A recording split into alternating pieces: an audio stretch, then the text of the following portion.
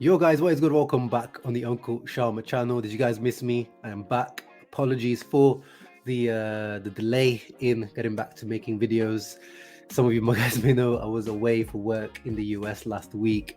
Only a 5-day trip. The time zone kicked my ass. I didn't get much sleep, and I think all that added up. And on the way back from the US to the UK, I got ill, and I'm still like not fully recovered. You might hear it in my voice and phlegm and stuff like that, but I am on the way to recovery just in time for our beloved Inter to be coming back. The World Cup is over, so now no more World Cup content. I hope you guys caught my World Cup content and some of the shorts videos I've been doing, but we're coming back to full-time Inter videos now. As my comeback video today, chosen a bit of a different topic. You know, of course, there's lots of news to cover. Obviously, Inter playing friendlies, transfer market, contract news, Skriniar, of course. The topic I've chosen today, as the title says, is the cost of being broke. Now, what do I mean by that? I mean, we're already broke, so how can it cost being broke? But there is an additional cost of being broke, which I'm going to talk about in this video, and that is related. I've picked these two players as an example of this cost of being broke for Inter in the case of Julian Alvarez and Enzo Fernandez. Two players that, if you guys follow me on this channel, on Twitter, that I've been a big fan of, and of course, Inter have missed out on, but I want to talk about why this highlights the issue that Inter are undergoing right now. So Inter, of course, the club that we love and cherish. Big club, right? Big club. We agree on that? Yes, it's a big club, but do we behave like a big club? Have we behaved like a big club over the last 3-4 years? Definitely not. Definitely not, guys. And it's not, a big club is not just about buying big players, big name players, which is something that we've, actually tried to, even with our financial restrictions, with Suning, that we're still trying to do. But another thing a big club usually does is securing the best talent in the world, whether that's from Brazil, Argentina, Italy, Spain, wherever it is. Inter, over the years, we've always done that. We have secured some of the best talent from around the world, the likes of Recoba, Adriano, even in recent cases, Lautaro, Hakimi, the best young players in their respective positions at the time. But now that we're going through this financial difficulty period under Suning, I've always talked about this on my live streams. You guys may have seen me talk about this. There's a confusion between what this Inter project is. The management, the board, the coach says, we want to win titles. This is, Inter always need to aim for the top. The transfer market strategy, going for bigger names, well-known names, free transfers, higher wages, higher transfer fees. At the same time, you're trying to get younger players in, but they're not the peak. They're not the best players, the younger players in their position. Aslani, we know, one of the best prospects in Serie A last season. Bellanova, decent prospect for Serie A, but not the creme de la creme. Creme de la creme prospects were these two, Julian Alvarez and Enzo Fernandez. Now, I know that people have you turn your nose up. You say, oh, you've only seen them through YouTube compilations. YouTube compilation is not the way to judge a player. And I agree. If you want to judge a player fully, analyze a player, scout a player properly, it can't be through YouTube videos. But guys, 5 minutes, all you need is 5 minutes of watching a player, Enzo Fernandez, Julian Alvarez, 5 minutes of watching these guys in the video, you knew that these guys were the real deal. And this is not even scouting, guys. These two were the best talents in Argentina last year. You ask anyone, Julian, was putting up amazing numbers for River Plate. Best attacking talent in Argentina. So this is not even scouting or finding unknown talents. Enzo, best centre mid talent in the country at the time. So it's not about finding unearthed gems. And what hurts me, and this is why I've chosen to make the video today, is because our president, and we knew from the multiple reports, I wasn't sure about Enzo, but I knew with Julian that there was confirmed reports that Inter were very, very interested in him and even open negotiations for him. But Javier Zanetti, our vice president, we'll get into his role in a minute as well, he just over 3 weeks ago, 20 days ago, this article by Sempre Inter was posted saying, we had Enzo and Alvarez on our list of transfer targets, but economic circumstances prevented us. This is where the cost of being broke comes in, because you're not able to secure talent like Lautaro Martinez anymore. The best upcoming talents from Argentina like we were, which is, the whole point of having Javier Zanetti. And no one actually knows, going back to Javier Zanetti, of course, our everlasting, evergreen captain, but no one actually knows exactly what Zanetti's role at Inter is. He's the vice president, which sounds, big, but it seems like he has no executive power, no operational power, no final say on players.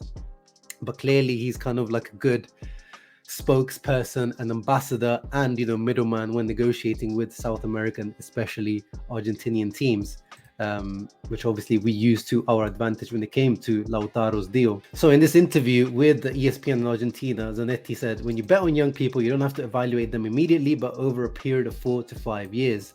I like their personalities beyond the quality, and I think that to play in an important teams, personality is important, and they have it. And again, that's something you see with Julian and Enzo, like the way they've come into the Argentina team just over this World Cup was proof. But even that, Enzo for Benfica, this guy has come in straight away, Champions League games against Juve, against PSG. He controls the midfield. Julian, he's gone to Man City where that robot, that android Haaland is playing, and he still manages to make a mark, leave an impression. And then the Argentina team is now, usurped and overtaken Lautaro for the World Cup now. Anyway, we'll see after the World Cup. But that is cojones, that is personality. You can see that. And playing for clubs like River Plate, Boca Juniors, or the biggest clubs in South America, brings that type of personality with you. And, even Zanetti, he said these names were on the agenda. Given the club's momentum, the economic conditions didn't allow us to carry on negotiations. And then he also compared them to Lautaro, like I did, like we bought them when he was 21 years old. But with Lautaro, as I tweeted earlier today, he had an agreement with Atletico, but we had money back then. This guy signed a pre-contract with Atletico, but we came in 25 million euros up with bonuses, and the financial statements now show that Lautaro deal has gone up to probably around 30 million euros because of those bonuses have clearly all been triggered. But that is because we came in pretty much double the Atletico Madrid offer. And yes, of course, Zanetti, Milito, that partnership with Racing worked, but we had actual money.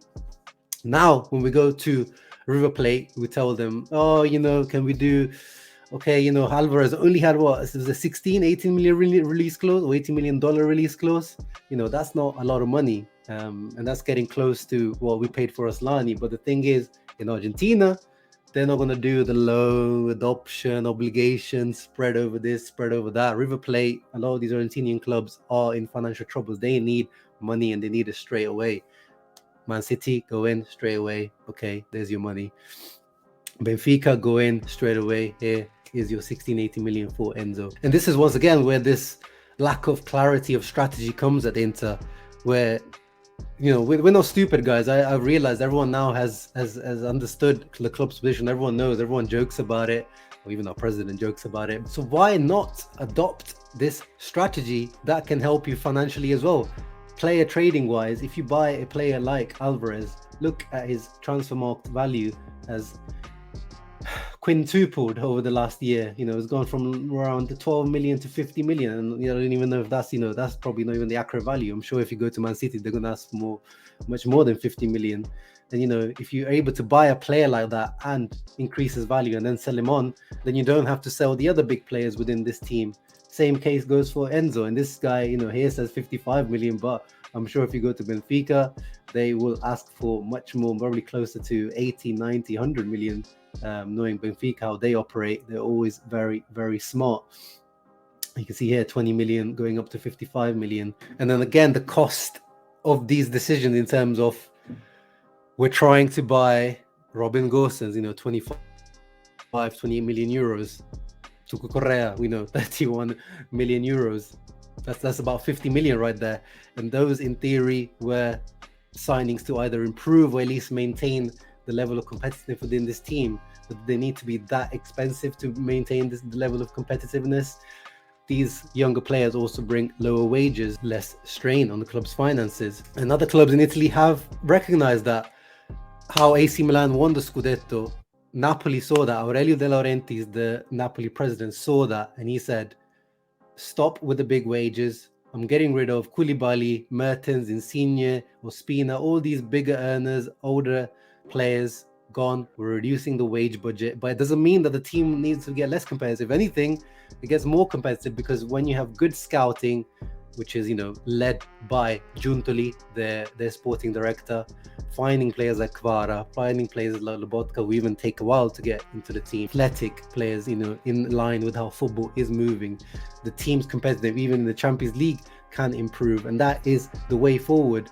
Marotta, he showed us the way at Juventus and at the beginning of his Inter time, how, getting bigger names, free transfers, and maintaining the competitiveness within the team, he's able to do that. But now, within our financial restrictions, the Marotta usual strategy is probably not the way to go forward. And I hope, and Marotta himself has said that Inter need to improve their scouting. But again, I don't think our scouting is what we need to improve. It's actually our final decision making on picking those players that we've scouted, because I am sure a lot of the names that we see other teams buy, those names are on the agenda or on the list of Inter. They just need to be a clear transfer strategy, a clear vision of where the club wants to go, especially whilst Suning still remain at Inter. Well, that was it, guys. That was the video, the cost of being broke. Let me know your thoughts down below. What do you make of my my opinion, my analysis on the situation on Enzo and Julian? I'm not one of those guys that are going to continue crying whenever I watch Enzo or Julian playing for another team. I know there's people that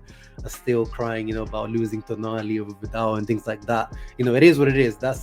I move on quite quickly, but I just felt like these two especially were a very good recent example to show the juxtaposition, or kind of the issue that is going on with the Inter strategy at the moment. As always, guys, please make sure to leave a thumbs up, subscribe to the channel if you enjoy this type of content. Keep a lookout, guys. As I said, I'm coming back. I'm recovering, but I am coming back. Live streams, more videos, match previews, match reactions as soon as Inter come back into Napoli is upon us. Ciao ragazzi, always Forza Nerazzurri.